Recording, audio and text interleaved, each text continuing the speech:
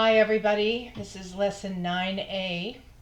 It is July of 2020, and one of the things that we've been living through besides the pandemic has been a reawakening, if you like, of the country's awareness of the systemic racism that we all face. And also Hamilton came out this week. And of course I watched it. I watched it twice. So far I'll probably watch it 200 times before I'm finished.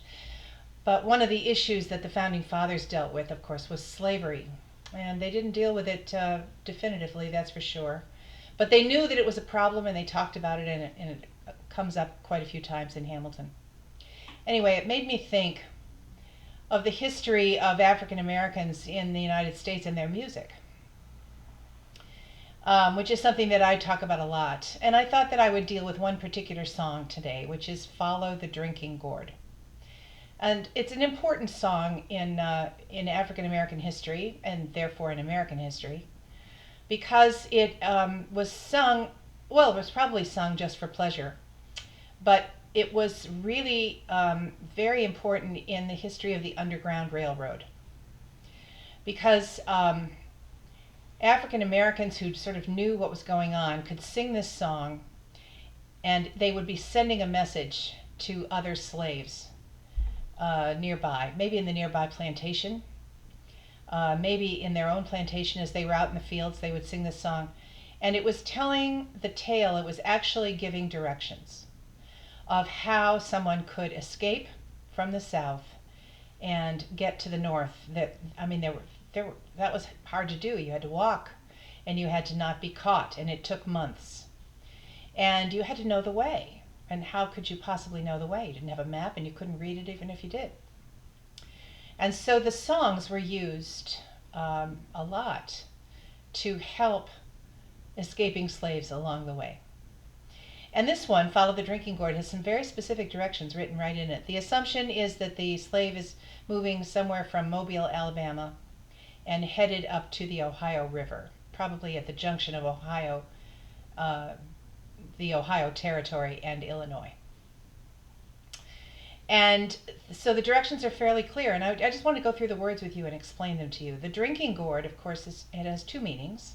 In those days, hollowed out gourds were left by wells of clean water for blacks and whites alike to take a dip of water from the well and drink. It was, a precursor to a drinking fountain. It was a drinking gourd. But there was also the Big Dipper, which was in the sky, and it points the way north by knowing that it points toward the star Polaris. Polaris is in the north sky. Now it's important to know what time of year we're talking about. And in the first verse of the song, it says, when the sun comes back and the first quail calls. That refers to spring. It doesn't refer to morning. It refers to the spring, when the sun comes back high in the sky. And the quail call refers to breeding season, the quail's breeding season. So when the sun comes up and the first quail calls, which is probably in Mobile, Alabama, probably April, follow the drinking gourd. And then it says, the old man is awaiting for to carry you to freedom. The legend has it that there was a man by the name of Peg-Leg Joe who lived at the southern side of the Ohio River, and that he would ferry escaping slaves across the river in his rowboat at night if they could find him, and that he waited on the southern side of the river to ferry them to the northern side of the river. And he had a peg leg. He was a former sailor and had lost his leg. And he would mark the path through the woods headed for the river by marking a foot-shaped mark with mud and then a little round circle next to it, which referred to his left foot and his right foot. His right foot was the little round circle. It was a peg.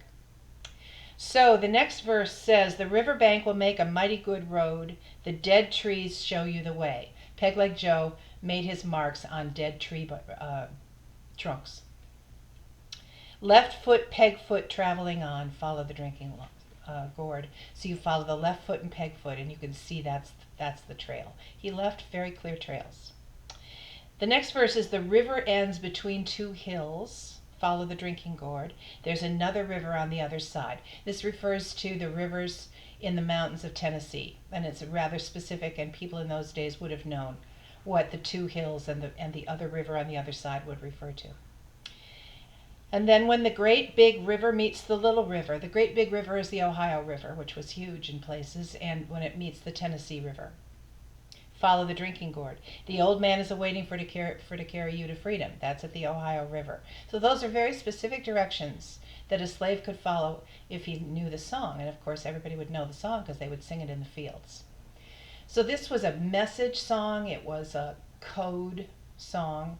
And the slaves relied a lot on their code songs to communicate with each other. Another one that they used was wade in the water, which I'm sure you've heard. And wade in the water talks about walking in water. Well, they did that on purpose because dogs would have a hard time following their scent if they were wading in the water. And so if somebody was ready to leave and run away that night, they might sing wade in the water. And the rest of the slaves that were expecting that message would say, okay, we're going to meet at the river. Usually, it's God's going to trouble the water. Usually those escapes were made during a rainstorm. So if they could tell there was going to be a storm that night and there was a river with water in it, it wasn't dry, it was filled with water, they would say, okay, tonight's the night. It's going to be a rainstorm, there's water in the bed, we're going tonight. And the message would go through the fields that an escape attempt was going to happen that night. So I want to sing Follow the Drinking Gourd. I want you to sing it with me. I am sending you the lyrics so that you can have them. One thing I want you to know is that when the Big Dipper, when the Great Big River meets the Little River, that's Paducah, Kentucky, which is right at the confluence of the Tennessee and Ohio rivers. And if you cross the Ohio River at that spot, you'll be in Ohio or Illinois and free, or at least in the north. They actually didn't think they were free until they got to Canada. But as long as they met people in the north who weren't interested in following the law that said that they had to return escaped slaves. There were some people, fugitive slave law, that's what that was called. Some people did follow that law, but a lot of Northerners ignored it. And but they weren't really free until they got all the way to Canada. But Ohio River was a main